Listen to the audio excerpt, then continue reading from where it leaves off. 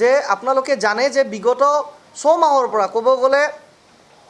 27 এপ্ৰিলৰ তাৰিখৰ পৰাই BTC অঞ্চলত অৰ্থাৎ বড়োলেণ্ড টেৰিটৰিয়েল কাউন্সিলত গভৰ্ণৰ ৰুল তথা ৰাজ্যপালৰ শাসন প্ৰৱৰ্তন কৰা হৈছে আৰু সেই ৰাজ্যপালৰ শাসন আইন অনুযায়ী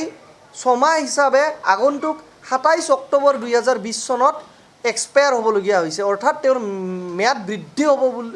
ম্যাদ উকলি যাবলগীয়া 27 অক্টোবৰ 2020 চনত এই যি BTCৰ ৰাজ্যপালৰ শাসন তাৰ ম্যাদ উকলি যাব। এতিয়া কথাটো হ'ল যে 27 অক্টোবৰ 2020 চনত যি গভৰ্ণৰ শাসন বা ৰাজ্যপালৰ শাসন যি উকলি যাবলগীয়া কথা চলি আছে কিন্তু তাৰ মাজতে বিজেপিয়ে হওক বা BPF হওক বা UPPL হওক বা বিভিন্ন ৰাজনৈতিক দলসমূহৰ ভিতৰত এক যুঁজা চলিছে যে নিৰ্বাচন কেতিয়া হ'ব বা নিৰ্বাচন কেতিয়া হ'ব বা ডিচেম্বৰত হ'ব নে নৱেম্বৰত হ'ব বা কোন মাহত হ'ব।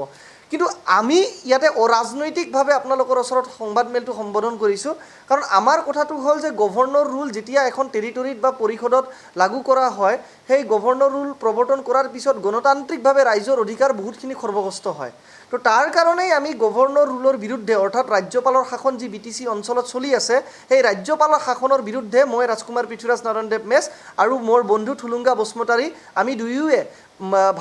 ভাৰতৰ মহামান্য উচ্চতম ন্যায়ালয় অৰ্থাৎ সুপ্ৰিম কোৰ্ট অফ ইণ্ডিয়াত আমি এক ৰিট পিটিশ্যন তথা লেখ আবেদন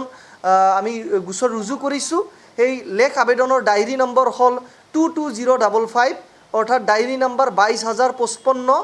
2205/2020 আৰু সেই লেখ আবেদনৰ জৰিয়তে আমি দুটা প্ৰেয়াৰ মহামান্য উচ্চতম ন্যায়ালয়ৰ ওচৰত ৰাখিছোঁ যে BTC অঞ্চলৰ যি গভৰ্ণৰ ৰুল বা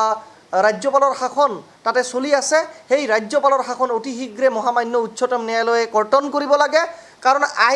আইনীভাৱে যি 27 এপ্ৰিল 2020 চনত যিটো ৰাজ্যপালৰ শাসন প্ৰৱৰ্তন কৰা হৈছিল আইনীভাৱে দৰাচলতে সেয়া 6 মাহলৈকে চলি থকাটোও বেআইনী কাৰণ গভৰ্ণৰে 27 অক্টোবৰ 2020 চনলৈকে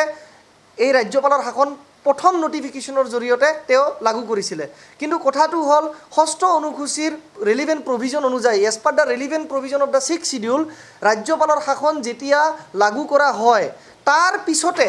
পোনপটীয়াভাৱে যিটো ৰাজ্যপালৰ শাসন লাগু কৰাৰ পিছতেই যিটো নেকি আপোনাৰ অসমৰ বিধানসভা হয় সেই বিধানসভা বহাৰ 30 দিনৰ ভিতৰত সেই ৰাজ্যপালৰ শাসনটো এপ্ৰুভ কৰিব লাগে অসমৰ বিধানসভাই অৰ্থাৎ state legislature of the Assam has to approve the governor's rule within 30 days of the first sitting of state legislative assembly after imposition of the governor rule অৰ্থাৎ গভৰ্ণৰ ৰুলখন 27 এপ্ৰিল 2020 চনত লাগু কৰা হৈছে কিন্তু তাৰ পিছত যিটো ফাৰ্ষ্ট অসম বিধানসভা বহিছে অৰ্থাৎ আপোনালোকে জানে 31 আগষ্ট 2020 চনত প্ৰথম বিধানসভা বহিছে অৰ্থাৎ গভৰ্ণৰ ৰুল বা কৰোনাৰ সংহাৰ শেষ হোৱাৰ পিছত গভৰ্ণৰ ৰুল জাপি দিয়াৰ পিছত BTCত অসম বিধানসভাটো 31 আগষ্ট 2020 চনত তেওঁলোকে বহিছে আৰু 31 আগষ্ট 2020 চনৰ পৰা 30 দিন যদি আমি ধৰি লওঁ তেতিয়াহ'লে 30 ছেপ্টেম্বৰ 2020 চনলৈকে যি গভৰ্ণৰ ৰুল আছিল তাৰ আইনী মতে বৈধতাটো থাকে 30 ছেপ্টেম্বৰ 2020 চনলৈকে যি নেকি বিগত ক'ব গ'লে পাৰ হৈ গ'ল ছেপ্টেম্বৰ মাহ সেই ছেপ্টেম্বৰ মাহৰ 30 তাৰিখলৈকে গভৰ্ণৰ ৰুলটো আইনীভাৱে বলবৎ হৈ থাকিব পাৰে। কিন্তু যিহেতুৱে অসম বিধানসভা বহা 30 দিন পাৰ হৈ গ'ল আৰু গভৰ্ণৰ ৰুলখন এতিয়ালৈকে অসম বিধানসভাত অধ্যাদেশৰ জৰিয়তেই হওক বা ৰেজলিউশ্যনৰ জৰিয়তেই হওক বা কেবিনেট ডিচিশ্যনৰ জৰিয়তেই হওক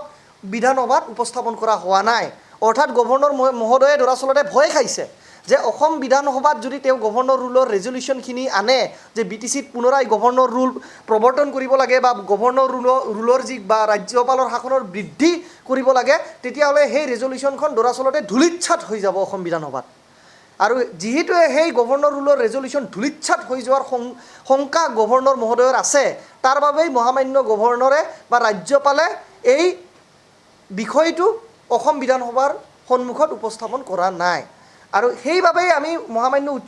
উচ্চতম ন্যায়ালয় অৰ্থাৎ সুপ্ৰিম কোৰ্টত আমি গোচৰ ৰুজু কৰিছোঁ থুলুংগা বসুমতাৰী আৰু মই যে যি 27 এপ্ৰিল 2020 চনত ৰাজ্যপালৰ শাসন BTC অঞ্চলত লাগু কৰা হৈছিলে ইয়াৰ নটিফিকেশ্যন নাম্বাৰ আছিলে TAD/BTC/250/2020/30 ডেটেড 27 এপ্ৰিল আৰু এই নটিফিকেশ্যনৰ জৰিয়তে গভৰ্ণৰ ৰুল প্ৰৱৰ্তন কৰিছে আৰু লগতে BTC অঞ্চলখনৰ শাসন চলাবৰ কাৰণে এজন এডমিনিষ্ট্ৰেটৰ তথা প্ৰশাসক নিযুক্তি দিছে আৰু সেই প্ৰশাসকজন হ'ল ৰাজেশ প্ৰসাদ ডাঙৰীয়া যিগৰাকী এজন IAS বিষয়া তো আমি সুপ্ৰিম কোৰ্টত কৈছোঁ যে যিহেতুৱে 30 ছেপ্টেম্বৰ 2020 চনৰ পিছত গভৰ্ণৰ ৰুল যিটো জাপি দিছিলে 27 এপ্ৰিল 2020 চনত সেই গভৰ্ণৰ ৰুলৰ বৈধতাখিনিয়ে শেষ পাইছে by the operation of law' it has ceased to operate as per the relevant provision of the 6th schedule ইয়াতে কোনো যুক্তিৰ কথা নাই তেওঁলোকে কিবা কৰিছে নকৰিছে ৰাজনীতিৰ ইয়াতে কোনো কথা নাই ভাৰতবৰ্ষৰ 6ষ্ঠ অনুসূচীৰ যি আইন সেই আইন অনুযায়ীয়ে গভৰ্ণৰ ৰুলখন 30 ছেপ্টেম্বৰৰ পিছত আৰু লাগি হৈ থাকিব নোৱাৰে BTC অঞ্চলত যিহেতুৱে 31 আগষ্ট 2020 চনত